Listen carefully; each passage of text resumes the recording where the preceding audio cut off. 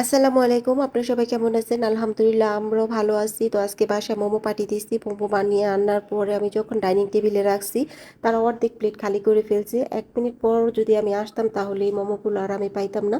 তো যাই হোক পাঠিয়ে দিয়েছি, তারা তো খাবেই। তো মোমোগুলো আজকে আমি কিভাবে রেডি করব এই সব কিছুই থাকবে আজকে ব্লগ ভিডিওতে। আজকে বাসায় আবার বাস্তি বাঘনি আছে, আর ওরা থাকলে তো প্রতিদিন আমার কোনো না কোনো আইটেম বানাইতে হয়। তো আজকে বলতেছে মোমো বানানোর জন্য। তো আমি বলি ঠিক আছে চল আজকে মোমো পাঠিয়ে দিই। তো এখানে আমি 2 কাপ ময়দা নিয়ে নিয়েছি, এরপর স্বাদ মতো লবণ দিয়ে দিয়েছি, পরিমাণ মতো তেল দিয়ে দিয়েছি। তেলটা দিয়ে ভালো করে ময়দার সাথে মিক্স করে নিচ্ছি। ময়দার সাথে যখন তেল লবণ মিক্স হয়ে যাবে, এরপর আমি অল্প অল্প পানি দিয়ে মথে নিব। আর আজকে আমার কাজে হেল্প করছে আমার বাস্তি। তো আমার বাস্তি আমার কাজে আজকে অনেক অনেক হেল্প করছে। তো মুরগির মাংসগুলো এখানে কেটে নিচ্ছি, ছোট ছোট করে কিমা করে নেব। আর এখন কিমাগুলো করে তারপর আমি এই মিহি কুচি করে নিচ্ছি গাজরগুলো। তো কিমাটা হয়ে গেছে আর ময়দাটা আমি রেস্টে রেখে দিয়েছি, দেখতেই পাচ্ছেন। তো এখন এক এক করে সবগুলো মশলা আমি মিক্স করে নিব। কিমার সাথে তো প্রথমে দিয়ে দিয়েছি মিহি কুচি করে গাজর যে গ্রেট করে নিয়েছি দিয়ে দিয়েছি এখানে। এরপর আমি দিয়ে দিয়েছি পেঁয়াজ কুচি, তারপর দিয়ে দিয়েছি কাঁচামরিচ কুচি। আর কাঁচামরিচটা আমি অনেক পরিমাণ দিয়েছি, আপনি দেখতেই পাচ্ছেন। আমি প্রচুর ঝাল খাই হিসেবে আমি একটা ঝালখোর, আমি আমাকে বলি একটা ঝালখোর। যাই হোক এখন দিয়ে দিয়েছি লবণ স্বাদ মতো, জিরা গুঁড়া দিয়ে দিয়েছি এখানে। আর লবণটা একটু কমই দিয়েছি কারণ সয়া সস দিব, সয়া সস মধ্যে এমনিতে লবণ থাকে। তো সয়া সস দিয়ে দিয়েছি এখানে 1 টেবিল চামচের মতো। গোলমরিচের গুঁড়া দিয়ে দিব হাফ চা চামচ, আদা রসুন বাটা দিয়ে দিব এখানে 1 টেবিল চামচ।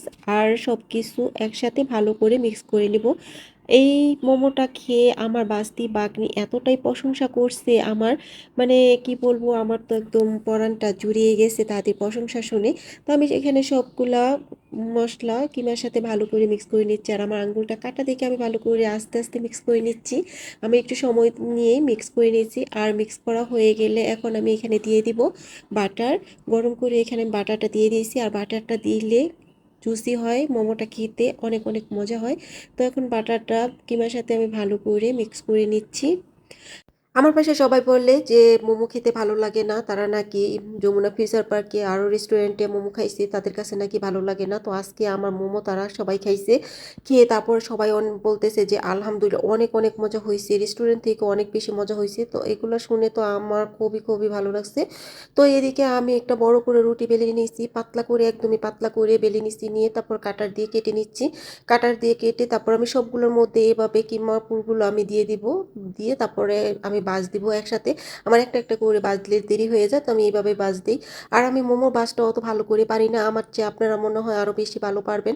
আর কিন্তু বাজ সুন্দর হয় না, কিন্তু আলহামদুলিল্লাহ মোমো খেতে অসাধারণ মজা হয়। আর মোমোটা আমি কিভাবে ভাপ দিই, আমি ডাইরেক্ট গরম পানিতে ভাপ দিই না মোমো। তো আমি কিভাবে দিব এখন আমি আপনাদেরকে দেখাবো। তো সবগুলো মোমো এখানে রেডি হয়ে গেছে। তো আমি একটা চুলায় বসিয়ে দিব প্যান। আর প্যানের মধ্যে আমি এক এক করে মোমোগুলো দিয়ে দিব। প্যানের মধ্যে সবগুলো মোমো দেওয়া হয়ে গেলে আমি একটু এখানে হালকা পানি দিব, বেশি পানি দিব না। দিয়ে ঢাকনা দিয়ে ডেকে কিছুক্ষণ সময় রেখে দেবো একদম লো আঁচে।